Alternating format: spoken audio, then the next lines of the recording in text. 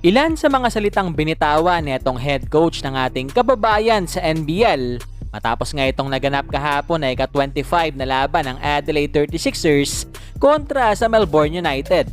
Yan ay matapos mong i-like ang video na ito, mag-subscribe sa ating channel at pakidamay na rin ang ating opisyal na Facebook page. Pero bago natin simulan, alam mo bang isa ang 1xBet sa mga leading betting company sa buong mundo? Kaya naman wag nang magdalawang isip pa at tumalpak na.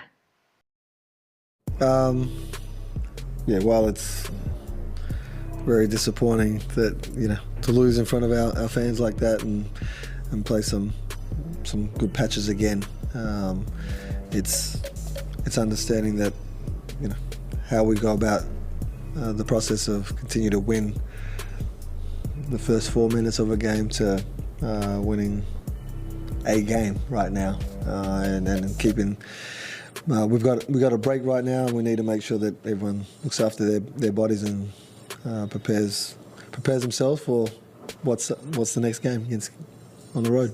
Start hurt again, obviously in this one. Melbourne got out to 28 to 21, and Golden got going really early for you, for them, and that must have been tough times in terms of trying to reel it back in, but then you managed to reel it back in, but there must be an overwhelming sense of frustration about the fact that that start again. Yeah, I think for the group, when you see a couple of balls go through the hoop and we haven't ticked the scoreboard over the same way, there's a sense that it could probably deflate a group, but again we showed signs again to fight back and to be able to lead at halftime. Goulding's he's a tough check, and he's going to get his shots, and he's averaging over 11 three-point attempts a game, and he made the first one and he made a pull-up two, and we were willing to live with the twos. But unfortunately, by the third quarter, 9 to 12 in the third quarter, making threes, and with Tucker coming to the party and X, chipping in there, made it tough for us and stretch that lead. Sunday for yourself, obviously you got the opportunity to come in early because Cleveland struck that foul trouble for yourself. You looked like you were playing really confidently, you got out there and played really hard, got to Goulding a couple of times and managed to match up. You feel like you were switched on tonight, just really raring to go when the opportunity came?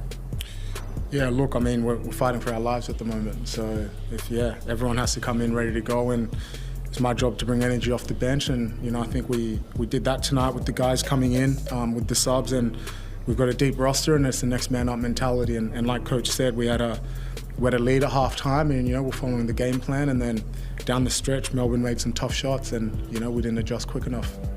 Just one for me, CJ. Obviously, the start of the season didn't go as you'd like it to. Are there moments, or are there things like at the start of the season where you've gone, if we didn't have that happen or something like that, then maybe we wouldn't have put ourselves in the position that we're in right now? There's more than a few moments like that, but again, in our lifetime, we don't get to go back and redo. We get to learn from our mistakes. We get to come together, build, and look for how we're going to improve for the next outcome that we get a chance. So, there's definitely some moments not really worth speaking about right now, but yeah.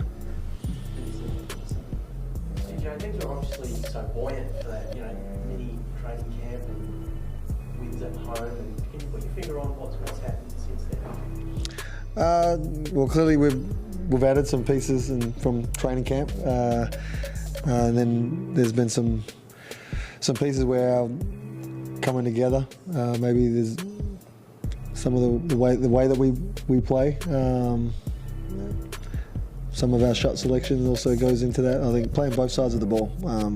Clearly on the defensive side, we chase tonight, try to put them inside the three-point line. We've got guys that do different things as most teams do, but pinpointing it could be.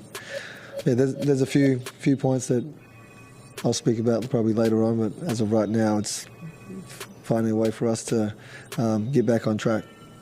And the Jekyll and Hyde aspect, and you let 28 through in the first quarter, and then kick to 11 in the next. I mean, that must probably mind. It does. It's when you see good patches, there was a few 11-0 runs, 9-0 runs both ways. To be able to make them take tough shots and be able to come up with the ball. Not just they just took a tough shot, not giving it back to them and seeing a 3-ball go up was good. But then there was a few breakdowns, as there have been every game. 3 games to go. It would seem to be a really outside chance now. I mean, how do you approach this last little bracket? Well, having a positive record would be probably the best thing. I think when I got here last year, we didn't have a positive record in the first season. And this year, even though, yes, we've got more depth, retool the roster, it's winning the next game so that we can be in a position to go and be in a positive, not in a negative, and show that we made some strides. You've known the issues. Have they been harder to fix on the go than you imagined? Is it something that you need to really look at in the off-season? It's something that I will address in the off-season, but as of right now, it's finding that I guess that moment, that trigger. There's different ways of doing it, and for every time you feel like you've clipped one, there's another one that pops up. But that's got to keep pushing forward and keep finding a way and keep battling. And I think that our guys are battling, and you won't see them quit, roll over, or lay down. And when you play elite sport, that's what you're supposed to do. Show your fight. It's been such a roller coaster. How have you found it, from inside? Yeah, it has been. I think there's different ways to look at it, but I think for us it's a learning experience.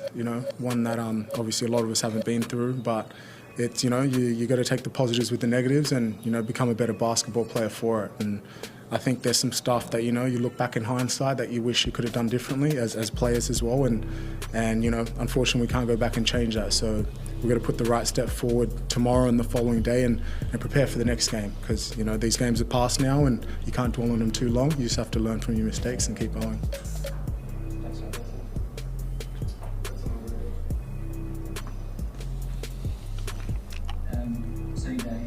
How's Ian Clark at the moment, and is he coming back for the next game as far as you're aware? I hope so. I just hope for his health and him getting healthy would. I don't know where that sits as of right now. I just know that he was ruled out. While it was a game time decision, I sort of knew in the Brisbane game, after watching that back and seeing him play, I knew that he wasn't really going to make it, but we gave him every chance to.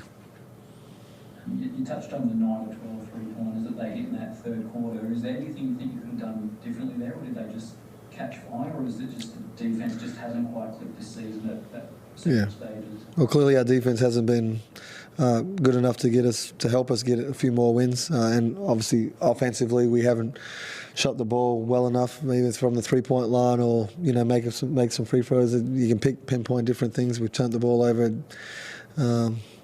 at a high rate for most of the season. So there's a lot that you can go back over and pinpoint, but the 3-point attempts tonight was a 3-point line that kicked our butt. And again, it's different teams, different schemes, different challenges, and we need to be better when we go on the road. No, thanks, DJ, for me. Thank you.